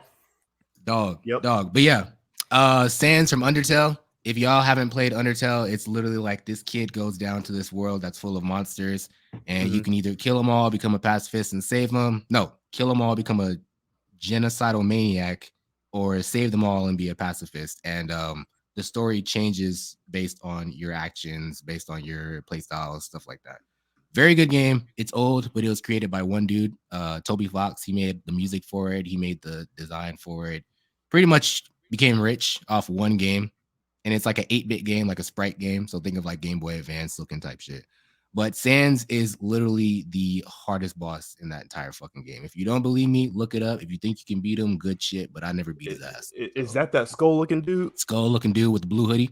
Yeah. Okay. Yeah. I know who you're talking about now. Yeah, dude is overpowered. He will throw every single fucking thing he can think of at you. And it is so chaotic when you're fighting him, because usually you only have like 20 health, and a hit from him takes off like 10. So you can basically get hit like twice, and you restart the entire fight over and over. And he has different phases and shit like that too. So fuck that nigga. Never beat him. So 100% still fuck that nigga, because I still haven't beat him. So yeah, that's my number one. That's like my number one. Absolutely fuck that nigga, bro. And I'll say it again. Fuck you, nigga. Damn, see, I can't play games like that. My patience. No, bro. And I, coming from like a Dark Souls player, bro, Sans is like the most unfair fucking boss I've ever fought in my entire game. I'm actually surprised. I'm surprised you said that. Yeah, my entire gaming life, he is the most annoying, hectic boss that I've ever fought. So that's mine. That's my number one. That's my number one. And if y'all want to see gameplay, look it up. I'll see gameplay, and I think I have before, but shit, my attention span and my patience is running thin, and it's like kind of like Galactica in a way, where you dodging all these things. It's like bullet hell. Don't try it, bro. Yeah, I'm good on that. Save yourself the headache. I'm straight. Save yourself the headache, bro. All right, Caleb, go ahead. You can go next. So this is why I was surprised that you said, because the first bosses that pop into my brain are Soulsborne bosses. Yeah, because I didn't want to have all Soulsborne bosses.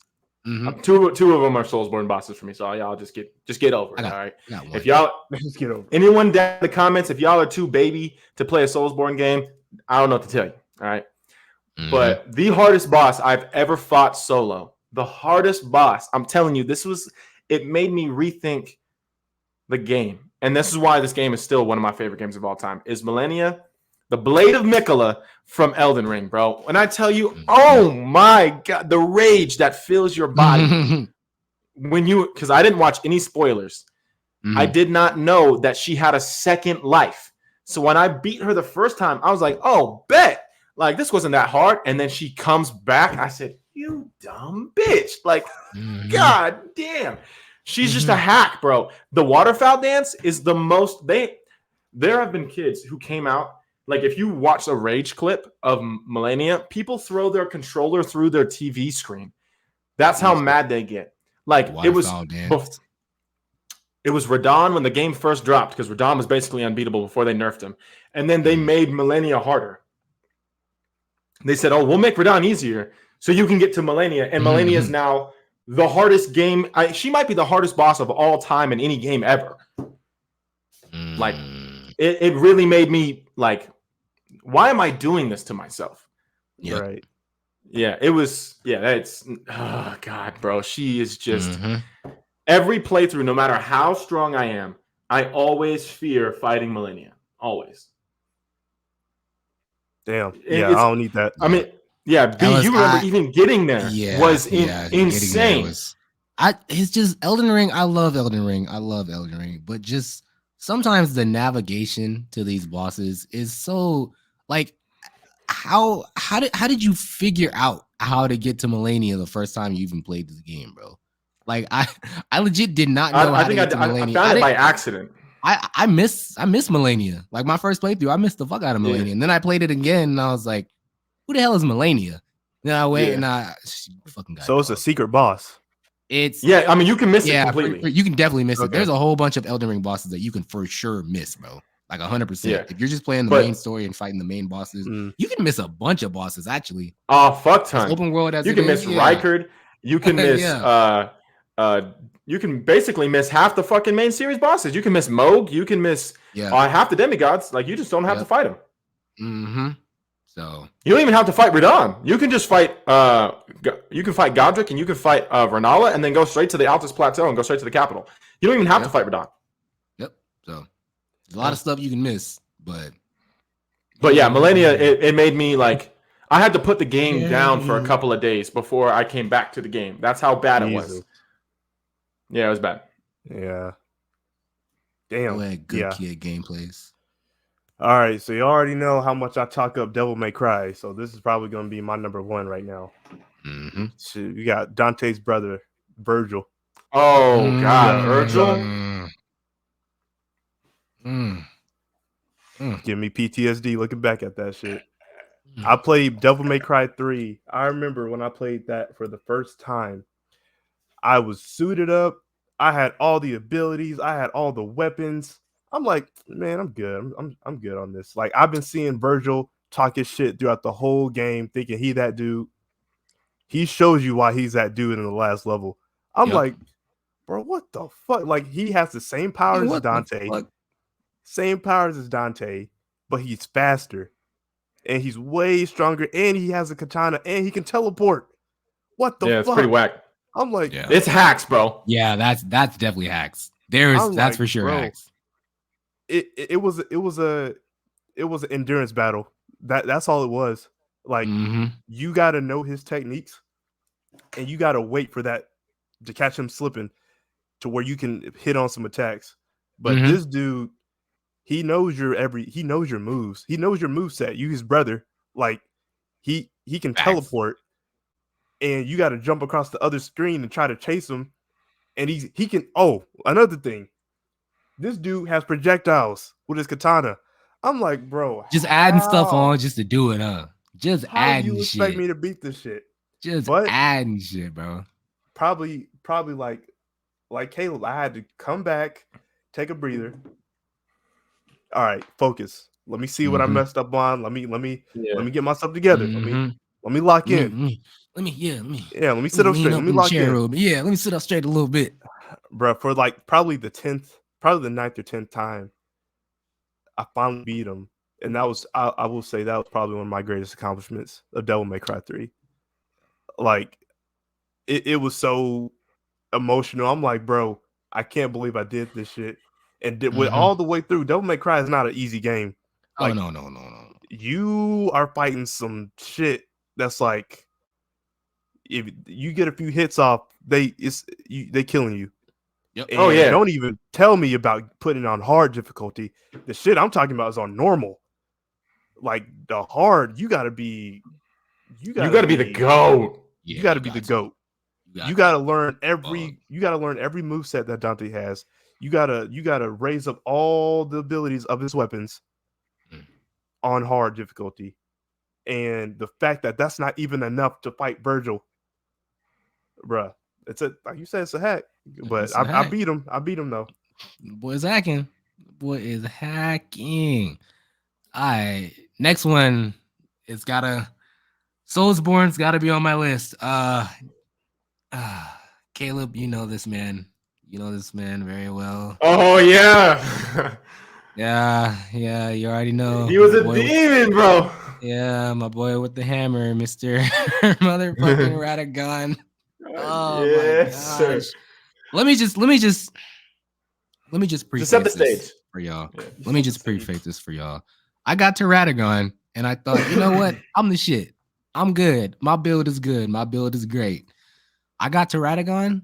I fought him and I counted 40 something times before I said, you know what? I got to respec. I respect and I still got my ass beat. Even more. So you know what?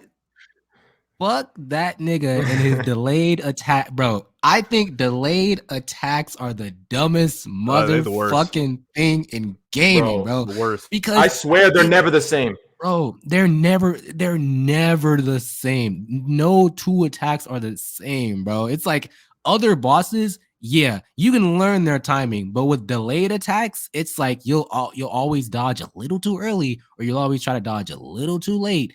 And that damn oh my god, I remember he'd like grab your face and like hit you with the hammer 3 times and then throw you down on the ground, bro.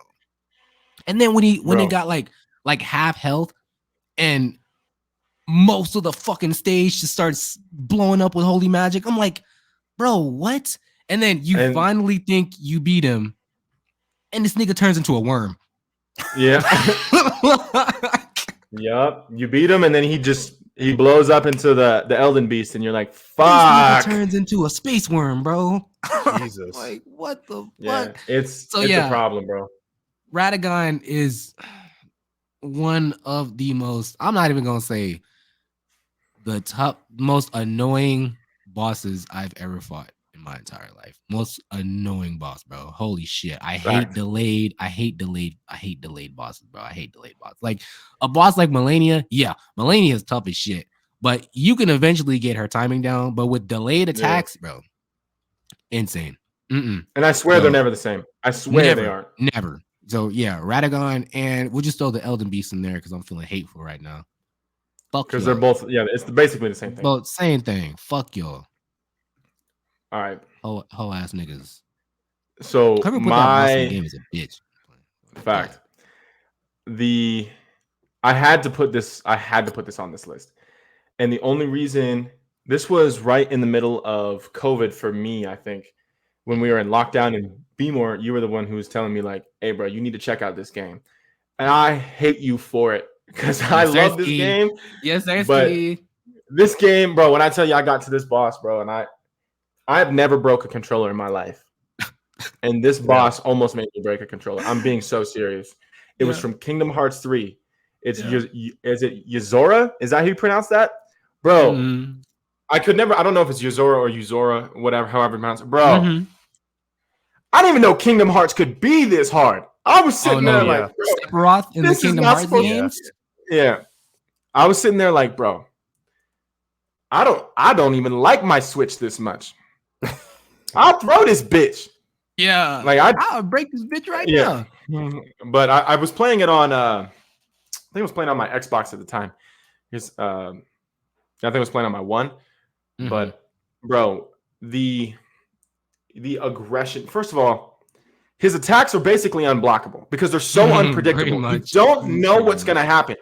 It's almost unblockable. And that means And the crazy thing is, every time he hits you, he steals your health, bro. And I'm like, bro, stop. Damn. Like, I would beat his ass, and then he'd steal my health, and I'm like, bro, like, I can't. I couldn't, bro. It took me days to beat that boss. Days. Shit, I never. Well, I played Kingdom Hearts 3, but I never got to that point. So I don't. Yeah, I'm good on that, bro.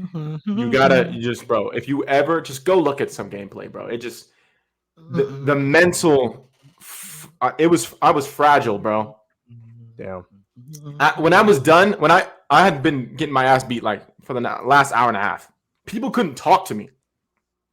Damn, that's they would tough. be like, hey, how are you? I'd be like, shut the fuck up and get away from me. Like, I'm busy. I'm working. Anything. Just shut up. Just leave me alone. Like, I can't right now. Everybody's a menace. It was bad, bro. Yeah, that's the second hardest boss I could think of in recent memory that I was just like, I can't do this. No, I just can't. Can't do it. I'm singing that one fucking Kingdom Hearts theme song, whatever the fuck it is. I forgot which one it's from. When you walk away. That shit was bumping in my head just now. Oh, yeah. Shit. All right, GKG, man. All right, second one. Let's see. Okay, so I mentioned this. I think it was a while back when we did like earlier episodes, but I'm gonna have to throw Gears of War in. Gears of War 1. This is back in my high school days too. I remember this shit vividly. I was playing Gears of War 1, and I put this on hard. Just cause I'm like, all right, I'm used to third-person shooters. I can get around to normal. Fuck it, right? Yeah. Boy, I can do it. Put the shit on hard. You go against General Rom. Last part. You on a train. It's just you and him. The breaking controller part. That's my moment. You broke it. Like I remember, and this was like the Xbox 360 days. Yeah. I remember the location. Me and him on a train. You stick your head out for cover. Or if you're trying to shoot him, it's a one-shot kill, bro. It's a one-shot kill, and he got a fucking sniper. You got your Lancer with the chainsaw attached, and you got like another. So I think I had to go through that shit probably at least like 10 to 12 times. Like, I don't even blame you, bro. It was you had to. So the train, because he's all the way up in the front, you all the way in the back, and it's cover spots, and you got to get towards him to at least get a QTE or like some hit damage going. Mind you, he has a sniper, so he can track you down from a distance. Yeah. So I'm ducking in and out of cover, and if I peek up for too long, it's a wrap. So I get the Lancer. There's a gun that you point at General Rom, and there's like a satellite beam. If y'all know that weapon, for all the people who play Gears of War, y'all know what I'm talking about. There's a satellite that beams down that weapon. So you use that in between, and it switches. So you in the front and he's in the back, and now you got to go up against closer. And I'm telling you, he still got the sniper, mind you. So, and it was one part where I was like, all right, I got his ass. Sucked my head out for too long. I was like, nah, I'm done. It's over. I can't. Over. And that's when I almost broke my controller. But I finally beat dude. And I was very happy. Very happy. I don't think I've ever got mad enough to. Well, no, I'm lying. I almost broke my controller. I was playing Cuphead, rage-inducing fucking. Oh yeah, I can't do that. I can't do that shit either, bro. I've gotten very close to breaking controllers multiple times. Save your sanity and don't play Cuphead. I was gonna put a Cuphead boss on this list, but no, because then I just say every boss in Cuphead. Because that entire game just a mind fuck, bro. I remember going up against that flower-looking enemy. Oh, dude. Dude. I can't. There's a boss at the end, and this might as well be my fucking third since I'm talking about him. There's a boss at the end of the game, the Dice King, where you're on a dice board and you're supposed to roll the dice and you move forward a certain number of spaces, and the space you land on, you fight a little mini boss, but it's literally the same as a boss. And if you land on a square that says like go back, you go all the way back to the beginning. So each space is a different boss, You roll the dice, you land on a space because you have to get to the end and then fight the actual like Dice King boss to get to the devil. And it's so fucking, oh my God. You literally have to get like no hit. You can't get hit once or twice. It's pretty wild. If you die, you go all the way back to the beginning, all the way back to the beginning of the board. Because mind you, you're rolling the dice to fight the mini bosses to get to the actual boss to clear the level. So you can have as many fights. It's luck. It's basically luck.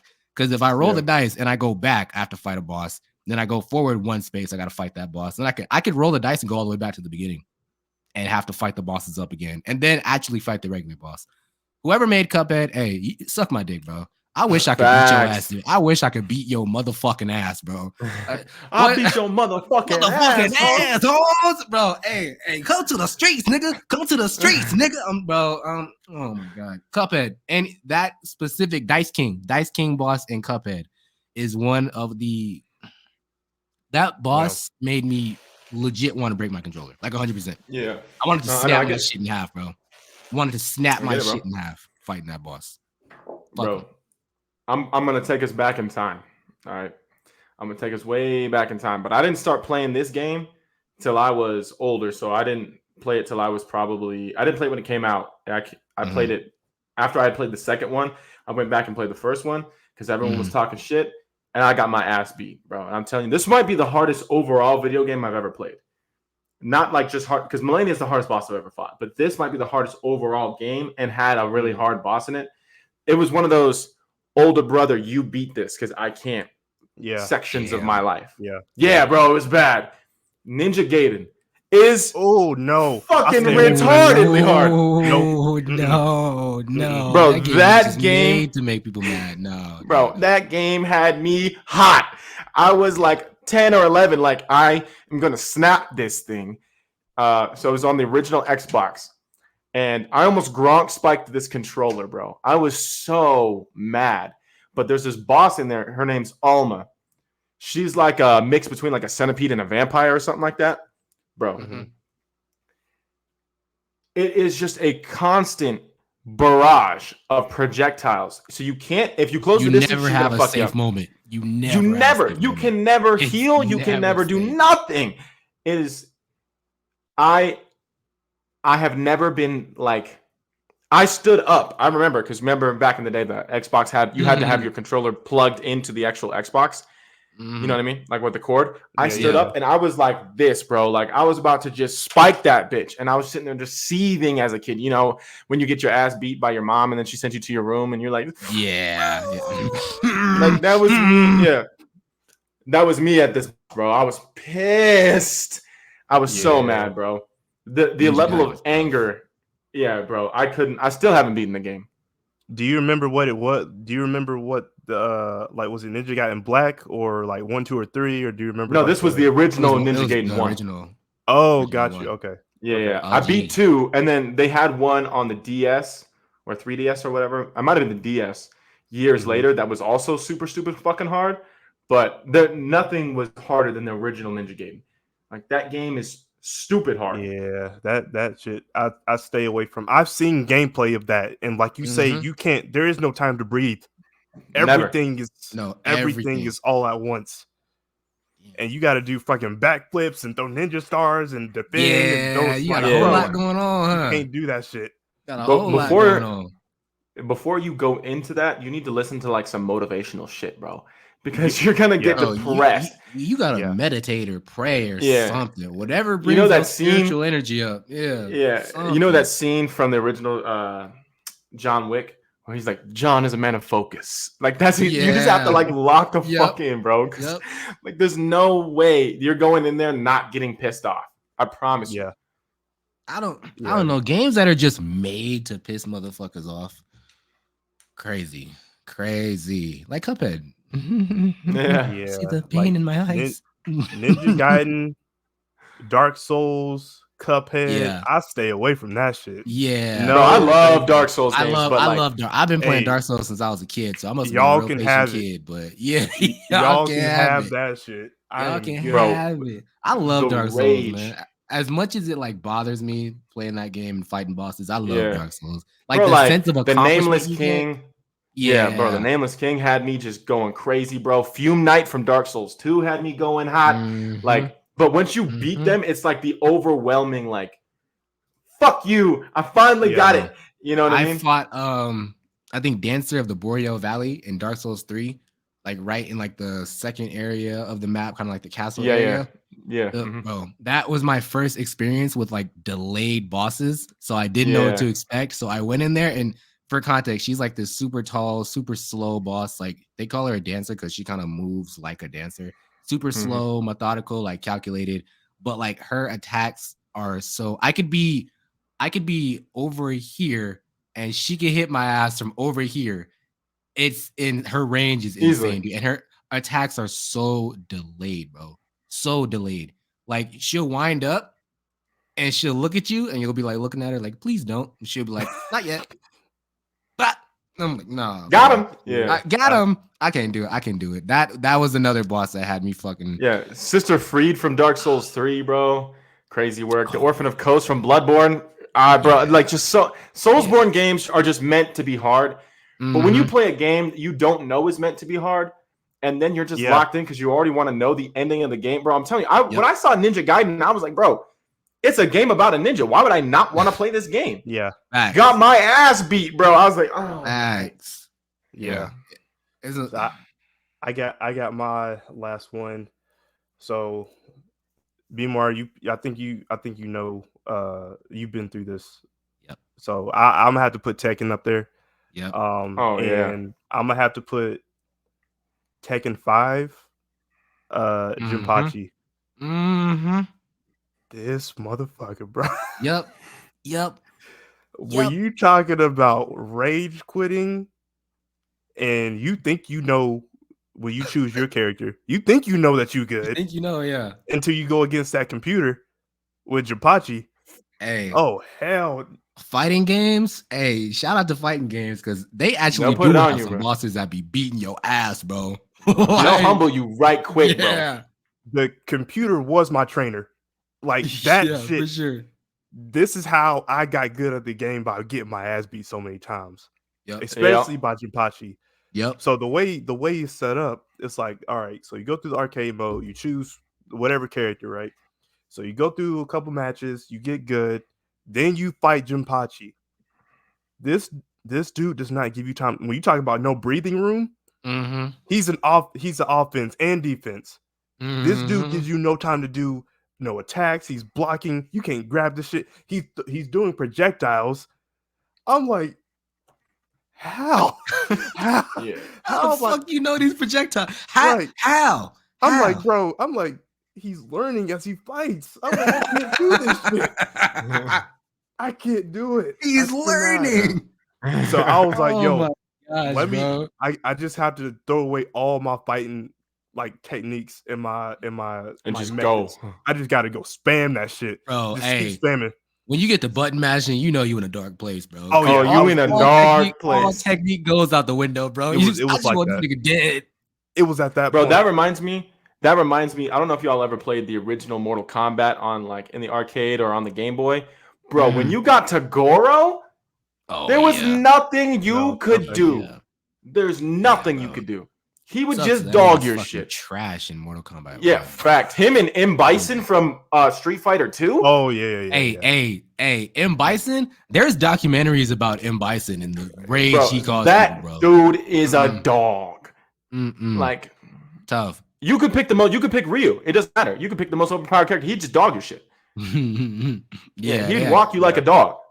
I'm telling you. Yeah, that computer. When it comes to fighting games, the computer knows exactly what it's doing to you, and it's reading your techniques as you, like I said, it's learning. And it's learning. Yeah, and I'm like, bro, I can't. But I can't do it. One honorable mention that I'm gonna have to throw out there too is I'm gonna have to say Crash Bandicoot 2. When you talk about Crash Bandicoot 2. No, which boss? Which boss? The final? No, I'm talking about like overall as a game. Overall the game. Whole game fucked you up. That shit. And I love Crash, but that's like the original Spyro, bro. Had me fucking pissed. Yeah. Nah, that nigga. Oh, what's that running nigga from Spyro, bro? Like original Spyro. Yo, that nigga, I know what you're talking about. I know you know exactly what I'm talking about, bro. Through the lava, bro. I hated him. I feel like I would always get so close, bro. And then every time, just platform, do a fucking bro. Yeah. I'm like, oh, I'm running with my horns out as fast as I fucking can. Damn. And they also said the new Crash Bandicoot 4, that's the hardest one. Bullshit. So I'm not even gonna. No way. Yeah. I don't know. Craig. I don't know. I've seen a couple things about Crash Bandicoot now. I played it. Yeah. Wow. No. Yeah. Shout out to Crash. Crazy. Shout out to Crash, man. Hey, but yeah, I don't know. They say 4 something different though. What man? Go ahead. Go ahead. Dog. I'm downloading that bitch right now. Download that hoe right now. Screen share that bitch so y'all niggas can watch me download that hoe too. Gonna be crying the next episode. Like, he ain't lying. He ain't lying. Next episode cancel, y'all. Next episode cancel. Got to take a mental health break. But yeah, so we all got our video game bosses. It's getting a little late. 1 hour 40 minutes. So I'm probably just gonna do this Dragonball Daima.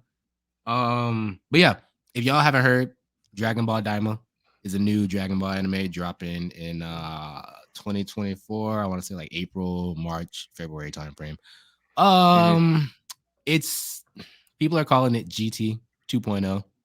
It's basically there's a wish that turns everybody into children, and they have to travel to different galaxies to find the demon that did it. And it's weird. I don't know what the obsession is with turning these niggas into children. But it feels like a real filler show when everybody was asking for more Dragon Ball Super to be animated, like the Granola arc and the Moral arc and stuff like that, or even like, you know, other arcs and stuff like that too. But it's apparently it's been in prep for like 2 years. Toriyama's like leading it, so we're just now getting announcement of it. But Toriyama's, I guess, been secretly hiding this thing for like 2 years. The animation, I believe it. Okay, I'll give it to you. The animation does look good, but just the general premise of like them, like everyone, Vegeta's a kid, so I'm pretty sure it's gonna be a Goku and Vegeta duo type thing. 100%. Yeah, and they got to travel to different galaxies and stuff like that. Kibito Shinkai is a kid. Everyone's a child. So I think it's their way of trying to cater to like a younger audience for sure. It's like and get them on the Dragon Ball thing. Fucking kids, yeah. But like it just feels like because obviously they're gonna get nerfed for sure. They're gonna get nerfed. Like Goku got nerfed in GT, so they're obviously gonna get nerfed. So Goku and Vegeta aren't gonna be as strong, but I feel like it makes everyone kind of equal in a way that they're getting nerfed. So it's kind of like I'm not excited for it though. As much as I'm a Dragon Ball fan, I'm like, I feel like they just give us bullshit for so long. And then they drop something that we like, and it's like, okay. Because like we got the announcement for Budokai Tenkaichi 4. Cool. Nothing on that. And now we're getting like filler fucking shows and stuff like that. I want Dragon Ball Super to be continued. That's what I want. That's all I want. You know what I'm not getting? Dragon Ball Super being continued. True. So what do y'all think? Y'all think it's bullshit? Y'all think Toriyama on that bullshit or what? Y'all gonna watch y'all the show? Know how I feel about this. Yeah. Nope, not even a little bit. Y'all know how I feel. I think Dragon Ball shit ended a while ago. I think we should just put it to bed. I mean, I get it. We love these characters. It's hard for us to move on. We grew up with Vegeta. We grew up with Goku. We grew up with all these, like iconic, we haven't been alive without a Dragon Ball show. It's time to put it to bed, bro. It's time to let it go. Yep. Stop making spinoffs. Stop making this. Just let it go, bro. Like some things just are better left done. It's okay to put a pin in it and create something new. And I think Dragon Ball should have ended a long time ago. I was watching this YouTube video, and I think Akira Toriyama did like an interview. And he was saying like he wants Goku to age. He wants to pass the torch from Goku and Vegeta. He damn near wants to like end Dragon Ball. And basically like Toei Animation and all of them were like, you want to end it when it's getting good? So I think this might be a byproduct of that. Like, let's just keep it going. Let's just throw in some random bullshit. So for me, it just feels like filler. Ellis, what do you think? Because I see you making faces, and I know you want to rant. So go ahead and get it off your chest. It's not even on a rant. I'm just shit, we might as well just call this Dragon Ball Rugrats. That's facts. At At the point. end of the day, that's what it is, bro. I don't want to reiterate what you already said, but we already had. Toei Animation is running out of ideas at this point. Yeah, we need to focus on, if we're still doing the Dragon Ball universe, we need to focus on a whole new character, maybe, or like a whole nother, I don't know, whole nother universe. They introduced different universes and have not touched that idea. That's what I'm saying. Like we do the tournament of power, but are we ever gonna get those characters back? Nope. Nope. And it's a Goku and Vegeta show. And that's why they are running out of ideas. I want them to continue Super. I like Super. Of all the bad things of GT, I actually like I like some aspects of GT. I thought it was okay. We got Super Saiyan 4. We got Omega Shenron. That boy's a dog. Yep. Super Vegeta. You got all that. A few good things. As far as the franchise is going, bro, they starting to become like Marvel at this point. It's like, what are we doing? Yep. What are we doing here? Wall, hoping it'll stick.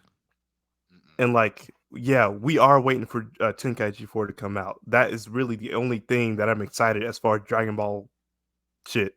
But as far as the show, yeah, I'm gonna see it because I'm a loyal fan. I'm gonna still watch it at the end of the day. I will say the animation is super clean. I'll give it that. Yeah, it's clean. It is.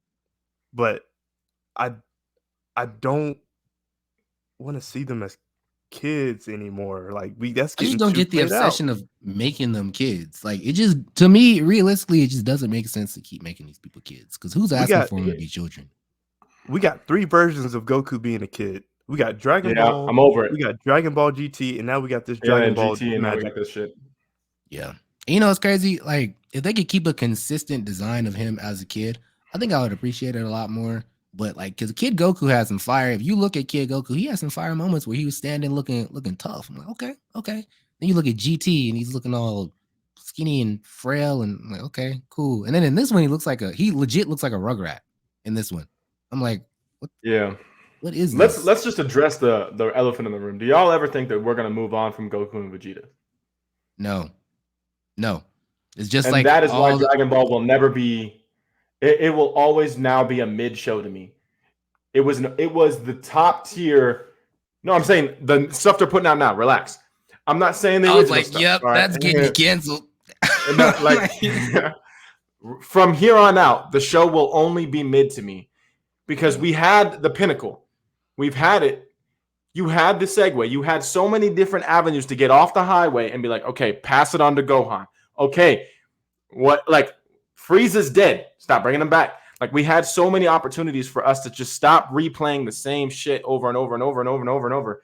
We had to turn on the power. We could be focusing on other characters from other universes. We have so many opportunities in Dragon Ball to stop making it a Goku and Vegeta show. I love those characters. But I don't give a damn. I don't give a damn. Like, just let it go. That is like, if you think about some of the greatest things that we all, not just in anime, but like overall, but like, let's for example, let's look at anime. Why is Yu Yu Hakusho such a good show? Because it's limited. They don't keep stretching it on. Why is Cowboy Bebop timeless? Because they don't keep dragging shit on. Like, Dragon Ball had an amazing run, and there's things, and like you said, in GT that I loved about GT. There's things in all sorts of, like, even in Super, I like stuff in Super. I was like, okay, cool. Stop it. Just let it go. Get some help. Yeah. Get some help, bro. Like, it's okay to let certain characters go. It's okay. Yeah. And I don't understand why we can't just like let them sail off into the sunset and move on. That would be like Assassin's Creed never letting Ezio die because he's the favorite character. You know, like, imagine, just really think about it. What other show has constantly dragged on with one character when their arcs could have ended? It's not like, even with One Piece, like, yes, it's a super long show, but Luffy's arc has never really ended because he hasn't found the One Piece yet. So it's like we still have something to look for, which is why it translates. Even with Bleach, it's been going on for a long time, but like there's still stuff to discover. What else is there in Dragon Ball? Like we have Ultra Instinct, we have Ultra Ego, we have the God of Destruction, Frieza died. Like what else is there to do? Yep. I honestly don't know the ceiling. You know what I mean? That Dragon Ball is going to stop at, because if you think about it, Vegeta's basically a god of destruction at this point. They both know Hakai at this point. Yeah. He's getting trained by Beerus exclusively. Goku's already an angel. He's mastered Ultra Instinct, and he's only progressively getting better at it. Frieza is, I don't know what the fuck Frieza is, but I guess Frieza's bodying both of them niggas right now in one hit. Yeah. So whatever the next ceiling is, I'm gonna obviously read it, but like it's just as much as I do love Dragon Ball, I'm a Dragon Ball fan hugely, but I can understand you guys that are there way are more faults. Yeah, like you guys are bigger fans than I am. There is definitely a problem with how they're doing Dragon Ball right now, bro. Just let it. I think it should have ended with like GT, honestly. Like 100%. I feel like GT was an amazing, and the statue of Goku, everyone's old world tournament, all that good stuff. Yeah, I think GT was an amazing. As much as people shit on GT, I think GT was an amazing end to that series. We didn't need Super, as much as I want to say, I'm a Dragon Ball fan. I love Super, but I know it wasn't needed, because if you think about it, the first half of Super is just fucking movies, like pretty much extended.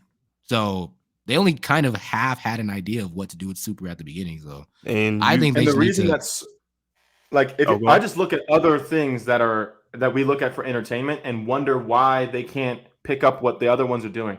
For example, like why was Endgame such a good movie in the Avengers? Because we had to let go of Tony. We had to let go of Captain. We had to let them go. As much as we love these characters, like 10, 15, 20 years from now, they can't keep playing the character. You have to let them go, which is why, it was emotional. It ended an era, but you have to let it go to start a new era.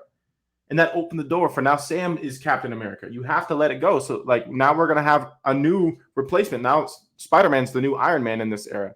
Of course, we're not going to love them the way that we love the original characters, but you have to have a progression, a timeline to move forward. You have to. Yeah. Or like, why do we keep getting Goku and Vegeta? What are we doing here? Like, come on, bro. You also have to think about what is Akira Toriyama going to do with Broly at this point? Like, you already put him in the show. The movie was amazing. You made a movie, man. What are we doing now? Is he gonna turn into a kid too? What, bro? Hey, Kid Broly.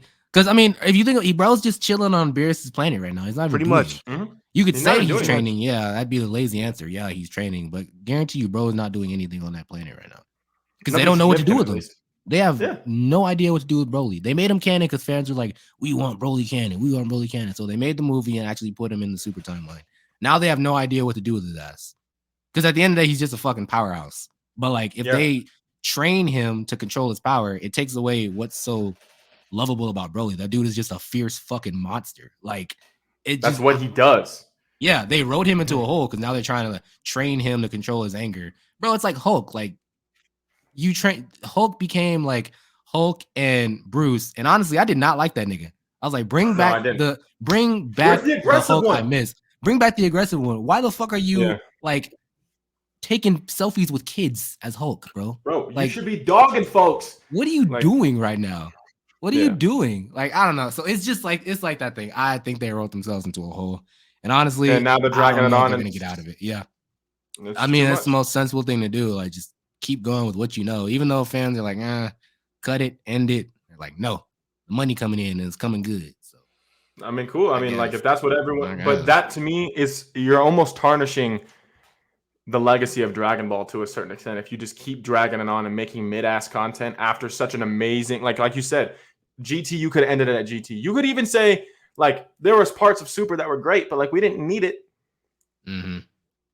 For sure. And how much better would we remember Dragon Ball 10, 20, 30 years from now if we had a limited content of, like, yes, it was emotional to have it ended, but at least we have what we have, and it was amazing for what it was, and it wasn't overplayed. Yep. And I think they're just overplaying it right now. Yeah, I definitely feel like sometimes with these longer winded like shows, I just be getting tired of them. Honestly, I just be getting tired as hell of them. Like, yeah, I love Goku, but I'm seeing Goku too much. Like even Dragon Ball games. I didn't replay that whole Dragon Ball storyline from the Saiyan saga to the Majin Buu saga hundreds of times, bro. I'm tired of it. I'm tired of it. And I was reading. That was my biggest complaint about Shippuden too. Like the fourth Great Ninja War was 2 days long, and it lasted like 200 fucking episodes. Bro, what the fuck? It was 2 days. Yep, like pretty much. You see what I'm saying? Like, at what point are we like, bro? What the fuck are we doing? Content. Yeah, stretching it for content. They knew we cannot let this shit go right now. We got to stretch it somehow. Stolen flashbacks. Every character gets a flashback. You get a flashback. So I don't know, man. But it's getting a little late. Y'all got anything before I wrap us out? Because we about to touch 2 hours. Nah, damn. I'm good. Nah, I'm good, bro. Yeah. Okay. All right. This has been Actual Anime Podcast. We'll see y'all in 2 weeks. Deuces. Deuces. Bitch, I'm not go feel like I walk a walk. I'm telling you, bitch, that he like